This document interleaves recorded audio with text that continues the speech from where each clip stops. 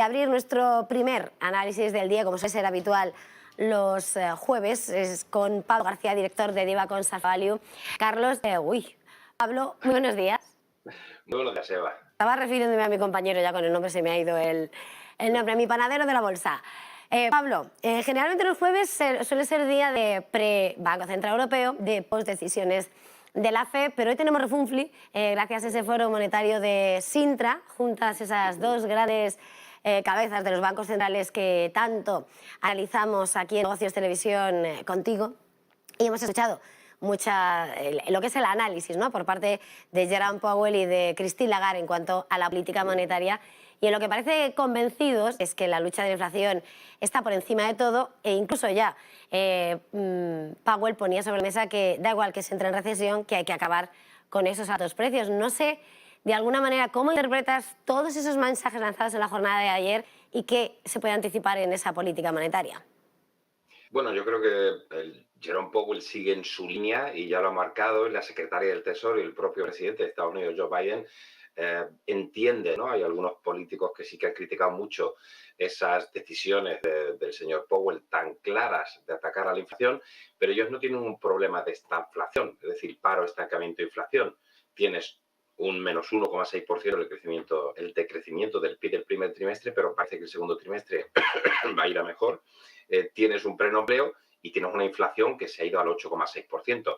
El caso europeo es verdad que Christine Lagarde ha empezado a, bueno, por lo menos ser algo más insistente o más hawkish, si se puede llamar así, cuando todavía mantiene los tipos en el 0%. Ha hablado de llegar tan lejos como sea necesario para garantizar que la inflación se estabilice en el 2%, pero claro, va a comprar bonos periféricos para contener las primas de riesgo desde el 1 de julio. Subes tipos, pero sigues, digamos, dándole en el lomo a los periféricos para intentar minimizar ese impacto del incremento de las primas de riesgo, algo que yo creo que es pan para hoy y hambre para mañana. Pero bueno, sí que es cierto que hemos visto a una Christine Lagarde en la que comenta que reconoce que los niveles de inflación son muy, muy elevados, que va a hacer una, como ha dicho, heroica lucha contra la inflación. Siran Bages repetía que subirá tipos 25 puntos básicos en julio y que la subida consecutiva, en este caso en septiembre, pues que podría ser de 50 puntos básicos en función de los datos. Mañana, de hecho, conocemos el dato de inflación de la eurozona. Ayer un dato razonable de Alemania, 7,6%, brutal de España, 10,2%, como ya hemos comentado desde hace mucho tiempo, esas mentirijillas del señor Powell, las mentirijillas de la señora Lagarde, que la inflación se nos iba a ir posiblemente a doble dígito en nuestro país. Aquí, en Alemania, en España, sobre todo en España, los periféricos, sí tenemos un problema muy complejo, ¿no?, que es subir tipos con una desaceleración y con unas tasas de desempleo elevadas. Y por otro lado, por supuesto, estamos con la crisis energética, que yo he insistido que en Alemania va a ser tremendo, porque ahora es cuando tenemos que ser cigarras y estamos llenando, o no estamos llenando, mejor dicho, las reservas de gas para el próximo invierno, ¿no? Y aunque el gobierno alemán también ha sido muy al estilo Albiño, optimista o demasiado optimista, algunas compañías como BAF, como Thyssen, ya están preparándose para restricciones de gas, lo cual, bueno, pues ya hemos visto el precio del crudo y del gas siguen estando en niveles muy elevados, aunque ha remitido el precio del crudo en torno a $116 barril. Habéis hablado antes de la confianza del consumidor. Sí que las cosas se están poniendo muy complicadas. Esos son los datos adelantados. La confianza del consumidor de la Conference Board, que fue muy, muy baja. También la confianza del consumidor de la eurozona. Así que con esto bueno, vamos a empezar en breve las publicaciones de los resultados del primer semestre, pues la situación del mercado sigue siendo bastante convulsa, complicada y movimientos tácticos pues muy, muy cortoplacistas porque no hay visibilidad a medio plazo. Me has introducido varios temas sobre los que te voy a ir preguntando, visión de mercado, resultados empresariales y también, no quiero decir crisis de deuda, porque como dice el Banco Central Europeo que no la va a consentir, pues no hay crisis de deuda. Pero lo que está claro es que Christine Lagarde sí que ha dicho que hay que velar por la deuda del sur, que es una condición necesaria para frenar la inflación. Estaba señalando esas distintas velocidades, esa inflación controlada en Alemania, ese disparamiento de los precios en España a dos dígitos, en un momento en el que, claro, subir los salarios no es lo recomendable, porque evidentemente, si no, todo descarrila, además con la falta de crecimiento, pero claro, la situación es muy diferente para medir una respuesta comunitaria a lo que es la situación de la eurozona. Powell responde por una única economía que responde a un único baremo, aunque bueno, tiene sus estados particulares, pero bueno, pero nosotros es verdad que presentamos muy distinta músculo unos y otros. En ese contexto... Bueno, esa es la fragmentación, ¿verdad? Esa es la fragmentación de la que habla la señora Lagarde, pero has comentado que los alemanes tienen una inflación contenida o así, 7,6%, algún alemán te escucha y se echa las manos a la cabeza. Sí. Es verdad que hay fragmentación, Eva, pero bueno, pues decir que vas a recomprar bonos periféricos porque así va a atacar el problema, eso es bastante neófito, ¿no? Es decir, no vas a conseguirlo. En el corto plazo has asustado al mercado y entonces el mercado ha reaccionado, pero la Europa de las dos velocidades existe y no lo vas a conseguir comprando o recomprando bonos cuando estás subiendo por otro lado los tipos, ¿no? Hay medidas estructurales mucho más importantes para hacer que el mercado no se posicione pensando que tiene que pagarse más la prima de riesgo de España, Portugal, Italia que no la de Alemania y Francia, ¿no? Y no lo vas a conseguir con medidas de ese tipo, desde mi punto de vista.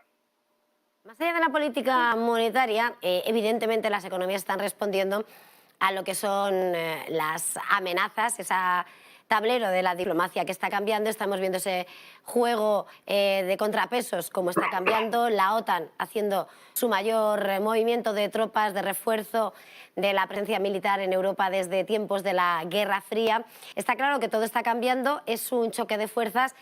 El juego se juega en la parte económica, en la energía, y de alguna manera también en los alimentos, que está provocando todo este cambio, ¿no? de flujos comerciales con China, esperando a ver cómo acaba por mover ficha junto a Rusia o no, y Europa, Estados Unidos, la OTAN frente a Rusia.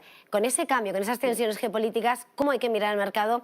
¿Cómo afecta y cómo tenemos que interpretarlo los inversores, Pablo? Bueno, yo creo que lo que estamos teniendo es una polarización, es decir, o estás con la OTAN o estás con Rusia, o te pones medio de perfil, que eso significa que estás con Rusia, ¿no? Bielorrusia obviamente está con Rusia, pero China, India, algunos países asiáticos, pues están un poco pues aprovechándose, ¿no? Que al final se está trasladando el comercio o esa capacidad energética rusa hacia ellos. La OTAN ha sido muy clara, incluso por lo menos hemos conseguido el consentimiento del señor Erdogan de Turquía para que Suecia y Finlandia entren en la OTAN, ¿no? Un movimiento que obviamente al Kremlin no le gusta demasiado. Esa tensión geopolítica, que ya no es una guerra fría, porque hay una contienda que algunos pueden pensar que es una guerra entre Moscú y Nueva York o Washington en territorio ucraniano, tiene unas consecuencias nefastas, ¿no? Insisto que todavía creo que no hemos visto esas consecuencias por lo menos no en su peor grado, y lo vamos a ver este invierno, ¿no? Con esa preparación que estamos viendo en esas compañías industriales alemanas, ¿no? Es decir, nuestra visión en Divacons Alpha Value no es positiva. Recordarás que hemos hecho los cortos apalancados del Bull, los cortos apalancados del Eurostoxx 50, que hemos cerrado porque a estos niveles empezamos a ver pues quizá unos niveles de sobreventa, ¿no? Y estamos muy pendientes también, como avanzábamos antes, de los resultados empresariales, porque muchos analistas se plantean si el mercado está caro o barato, y la verdad es que viendo las expectativas de beneficio, que estamos muy sorprendidos, ¿no? Porque es verdad que los analistas siempre vamos con retraso, pero después de un más 89% de crecimiento de beneficios del año pasado, con una base comparable COVID muy atractiva para batir, estamos todavía en un más 8% en Europa y cubrimos casi 600 compañías en Divacons Alpha Value.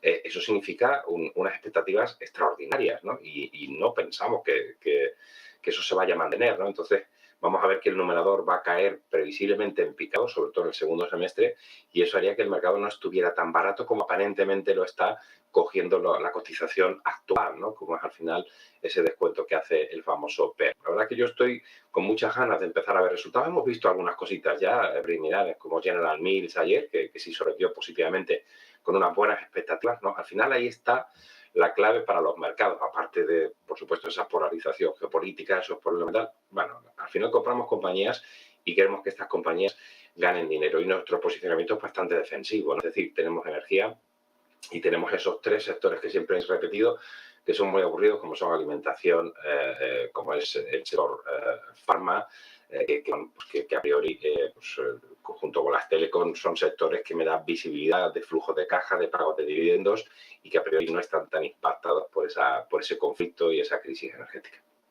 Estabas señalando, ¿no?, las ganas de ver estos resultados del segundo trimestre y primer semestre del ejercicio, también aludiendo a lo que está siendo la situación del mercado, si está, en qué precios y la cautela con la que estáis moviendo las carteras en esa posición defensiva. Pero introducías esos resultados de General Mills, un gigante de la alimentación, con esas cuentas que arrojan un ejercicio sin precedente en medio de esa crisis alimentaria de la que se teme en el mundo, ese aumento de los costes. Y también, por una parte, estamos mirando a compañías de defensa mientras se está militarizando más el mundo. Quería preguntarte sobre esos dos sectores. Decías que sí, aunque sea aburrido, apostáis por la alimentación, pero un poco mirando estos dos grandes sectores, ¿qué te parece y cuáles serían, bueno, recomendaciones sobre algún título o cuál sería tu visión? Bueno, en el sector defensa tenemos a Lockheed Martin, que ha funcionado muy bien. En su conjunto, la verdad es que es una pena que hayamos ido, sobre todo en Europa, con esos criterios ESG, y sin embargo, pues hemos tenido un conflicto bélico y las compañías de defensa lo están haciendo muy bien y encima compañías de energía, petroleras, metal mining, lo están haciendo bien. La verdad es que han roto por el eje ese digamos, pensamiento verde que estábamos orientados, ¿no? También incluso en la inversión. En alimentación es que, de momento, aunque hubo dudas, recuerdo con algunos comentarios de Nestlé, y fueron penalizadas, después han recuperado. Es decir, compañías que tienen capacidad o ese pricing power que llamamos de trasladar esas subidas de los inputs, de los precios, de los costes, que sí estamos viendo en el sector de alimentación, por supuesto, sí pueden trasladarlo a los precios finales para tener un impacto menor tanto en márgenes como en beneficios.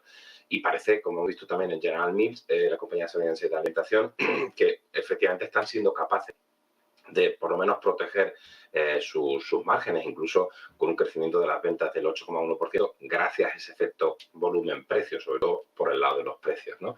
Así que, bueno, es un sector bastante defensivo y que yo creo que va a funcionar. Nestlé es una de nuestras principales apuestas. Al final es jugar a seguro, jugar a big caps que tienen esa capacidad, si no de fijación del precio, de trasladar de una forma consecuente, ¿no?, esa sociedad de los inputs. Por lo cual son sectores en los que estamos posicionados y de momento lo que estamos dejando un poco de lado, aunque se está poniendo quizá barato, es el sector retail, aunque Inditex es el mejor de la clase. Hemos visto todavía ASOS o la propia Zalando cayendo con mucha fuerza con numerosos profit warning, o estamos viendo el sector autos, ¿no? Al final, ¿cuántas veces hemos comentado, Eva, el dinero en tu bolsillo, ¿no? Tienes que gastar en llenar el depósito, en pagar la factura de la luz, en pagar cada vez más caro el pollo, el pan y ahora también una hipoteca más cara.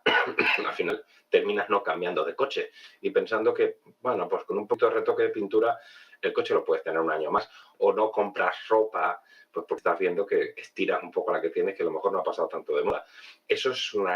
Eso puede provocar una crisis de consumo. Por lo tanto, estamos evitando todos los sectores de consumo y, como comentabas, pues defensa, alimentación, farma o telecoms están conformando una cartera que tenemos bastante defensiva. Hablando sobre estos sectores, perdona, te voy a hacer una pregunta más. Mirando uno de los títulos que ha sido protagonista además en las últimas horas, mirando el sector farma, hemos visto aquí en el mercado español a Grifols, en el que se cotizaban informaciones acerca de una ampliación de capital, lo que vapuleaba su comportamiento en título. Hoy, de hecho, estudiamos como KKR y CVC están estudiando entrar a Grifols y el laboratorio decide ampliar capital. Todo esto para reducir deuda. Quería preguntarte, por una parte, ¿qué te parece Grifols dentro del sector farma? Y luego, esa urgencia, ¿no? Ay, madre mía, todos, ¿cómo estamos? Estoy sufriendo. Sí, estoy pasando una noche toledana. Sí, bueno, para ver si mejora un poco el día. Bueno, pues muy brevemente, ¿qué te parece Grifols y esa urgencia de reducir deuda pese a la caída en bolsa, si no hace temer, ¿no?, lo que es el camino, ¿no?, de encarecimiento de esa política monetaria? Si vamos a ver más ampliaciones de capital, lo estamos viendo. ¿Qué te parecen ambas cosas? A ver, estamos hablando de una ampliación de capital importante, de 2.000 millones de euros, es un 20% del market cap de la gran compañía catalana de derivados.